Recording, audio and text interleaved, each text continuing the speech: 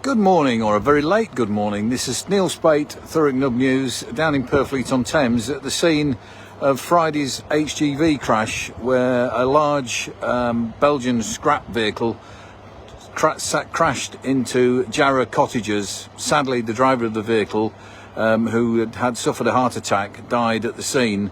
But the building has been in place since the lorry has been remaining in place, effectively propping up the structurally damaged buildings since last Friday, while a recovery plan was worked out and put in place.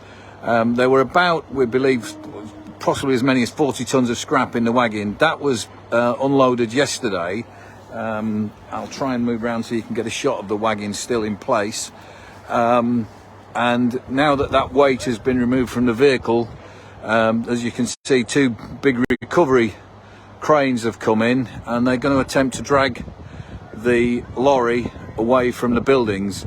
A fire crew from Lee are here on standby just in case anything goes wrong.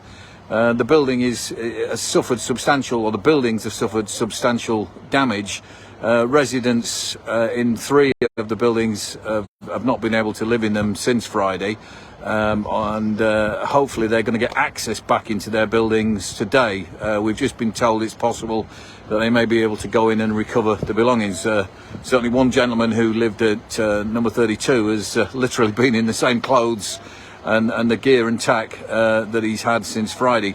Thanks to Thurrock Council, not without 1 or 2 bits of trauma. He has been homed, and a few people have helped look after him.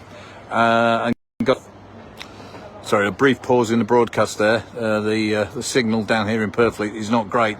As I say, the gentleman who's back to me has been in temporary accommodation. But hopefully we'll be able to get at least, or with the recovery teams in place, be able to go in and get his belongings out of his property. So that is expected to be later on this afternoon. But as you can see, people are now being moved back, which we will do. Yep, 1 second. All right, you've just heard from the policeman.